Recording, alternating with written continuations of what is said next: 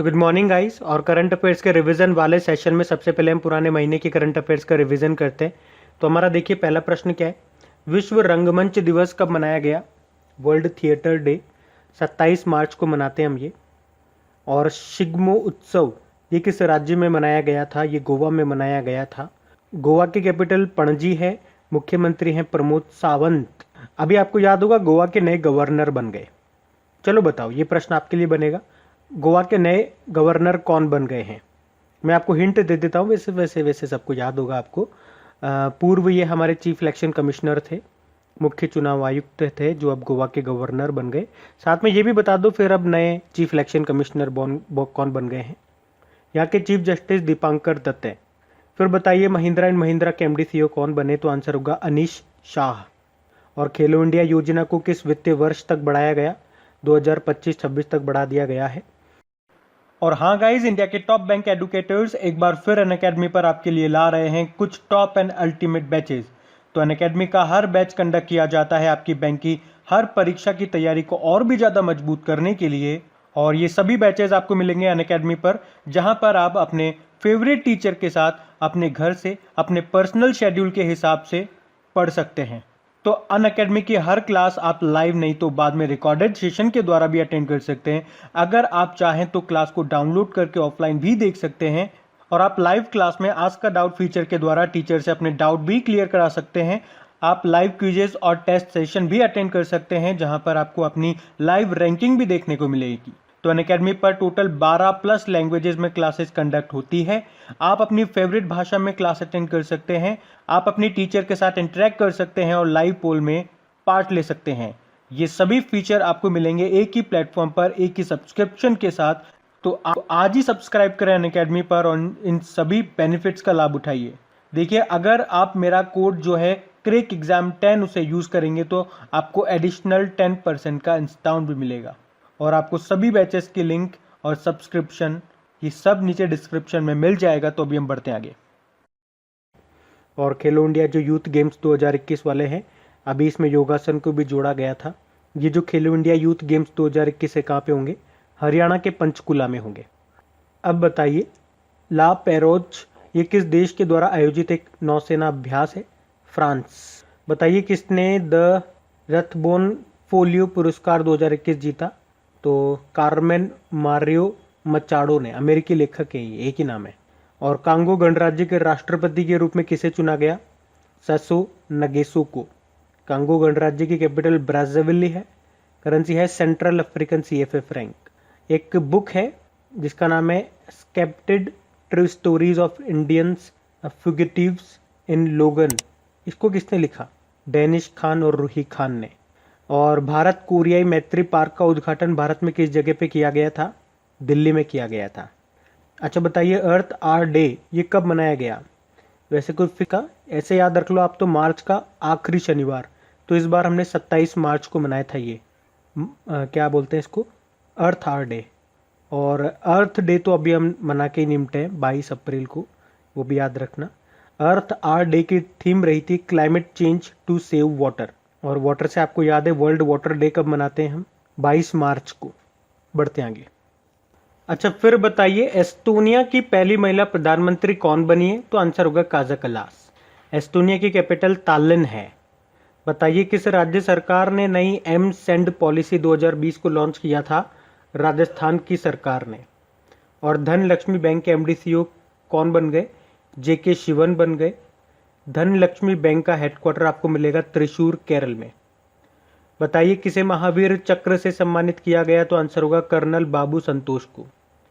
और पर्यटकों के लिए विश्व का सबसे बड़ा सफेद मगरमच्छ पार्क ये किस राज्य में खोला गया? तो आंसर होगा उड़ीसा के भितरकनिका नेशनल पार्क में।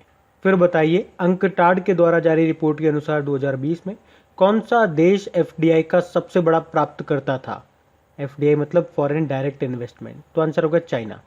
अंकटाड का क्या मतलब होता है? United nation conference on trade and development, जिसका हेडक्वार्टर मिलेगा आपको जेनेवा, स्विट्जरलैंड में। बताइए कि किस मंत्रालय ने शौर्यवान नाम से ई-पत्रिका को लॉन्च किया था? रक्षा मंत्रालय ने।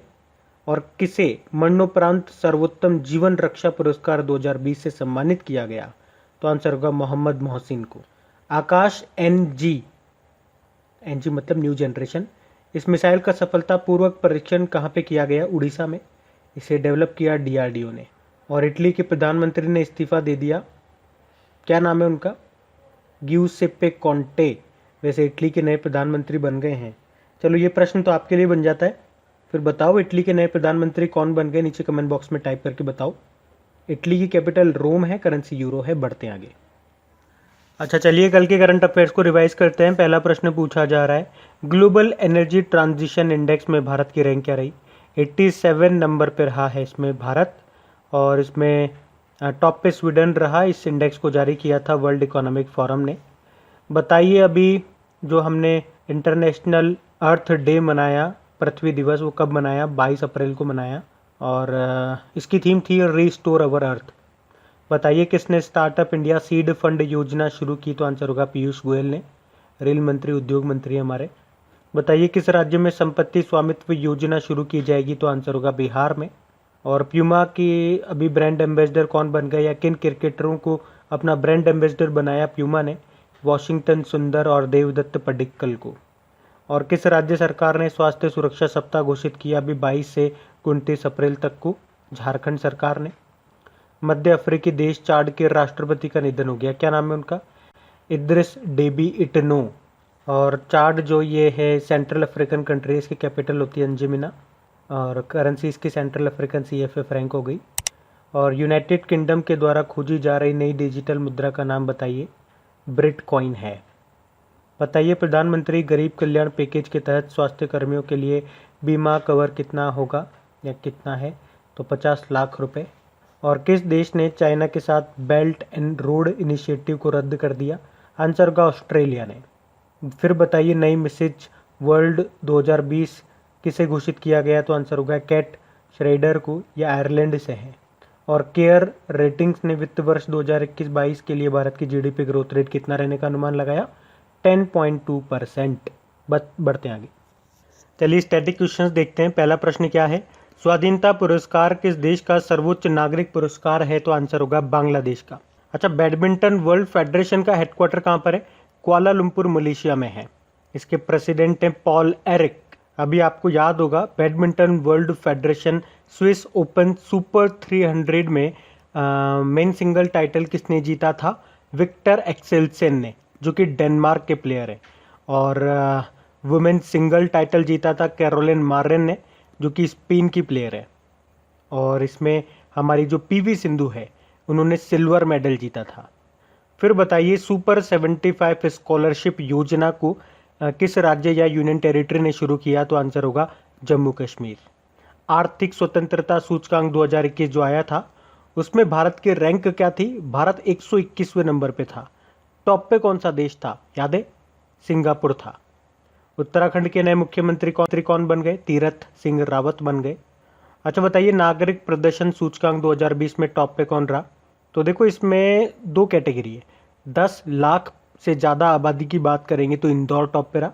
10 लाख से कम आबादी की बात करेंगे तो न्यू दिल्ली म्यूनिसिपल कॉरपोरेशन, इसको अंग्रेजी में बोलेंगे म्यूनिसिपल परफॉर्मेंस इंडेक्स। बताइए फिलीपींस की कैपिटल क्या है?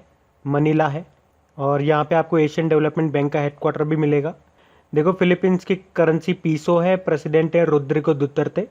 यहाँ पे भारतीय राजदूत एम्बेसडर हैं शंभू एस कुमारन। बताइए विश्व का पहला प्लेटिपस अभ्यारण्य ये कहाँ पे शुरू हुआ? ऑस्ट्रेलिया में। और यूनाइटेड नेशन जनरल असेंबली का हेडक्वार्टर कहाँ पर है? न्यूयॉर्क में है, जिसके अध्यक्ष वॉल्किन बोजकिर है। आपको याद होगा यूनाइटेड नेशन जनरल असेंबली ने 2023 को मोटे अनाज का अंतर्राष्ट्रीय वर्ष घोषित किया है। और 2023 तक आपका जो रेलवे है ये पूरी तरह से इलेक्ट्रीफाइड भी हो जाएगा। अच्छा ट्राइफेड के MD मैनेजिंग डायरेक्टर आपसे पूछे हैं, प्रवीर कृष्ण है। ट्राइफेड का फुल फॉर्म भी याद होना चाहिए, tribal cooperative marketing development federation of India. बढ़ते हैं आगे। फिर बताइए इंपॉर्टेंट डेज की बात करते हैं। वर्ल्ड वाइल्ड लाइफ डे, विश्व वन्य जीव दिवस कब मनाया? 3 मार्च को, जिसकी थीम थी forest and livelihood sustaining people and planet. World hearing day कब मनाया? तो ये भी 3 मार्च को मनाया था। इसकी क्या थीम थी? Hearing care for all, screen, rehabilitate, communicate. फिर बताइए वर्ल्ड सिविल डिफेंस डे, ये 1 मार्च को मनाया था। जिसकी थीम थी strong civil protection to preserve the national economy.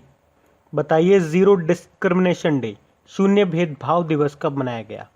1 मार्च को। थीम थी इसकी एंड इनइक्वलिटीज। अच्छा बताइए नेशनल साइंस डे कब मनाया? तो ये हम मनाते हैं 28 फरवरी को। और इसकी क्या थीम थी?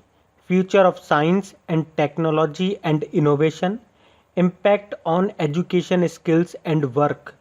फिर बताइए अंतर्राष्ट्रीय मातृभाषा दिवस, इंटरनेशनल मदर लैंग्वेज डे, ये कब मनाया? 21 फरवरी को मनाया। और राष्ट्रीय महिला दिवस कब मनाया? नेशनल वुमेन्स डे 13 फरवरी को मनाया। और वर्ल्ड रेडियो डे ये भी हमने 13 फरवरी को ही मनाया है। इसकी थीम थी न्यू वर्ल्ड न्यू रेडियो। और राष्ट्रीय उत्पादकता दिवस ये 12 फरवरी को हमने मनाया। और विश्व दलहन दिवस कब मनाया? तो आंसर होगा 10 फरवरी को, जिसकी थीम थी nutrition seeds for a sustaining future. तो गाइज ये था आज का हमारा करंट अफेयर्स का रिवीजन वाला सेशन आपको अच्छा लगा हो तो इसे लाइक ज़रूर करना और अपने दोस्तों के साथ में इसको शेयर ज़रूर करना। अब कुछ क्वेश्चंस आप लोगों से पूछे जाएंगे, क्वेश्चंस आप लोग लगाइए और देखिए कितने क्वेश्चंस आप लोगों से बन पाते हैं। बाकी हम इनको कल सॉल्व करते हैं। ये रहे क्वेश्चन आपके सामने।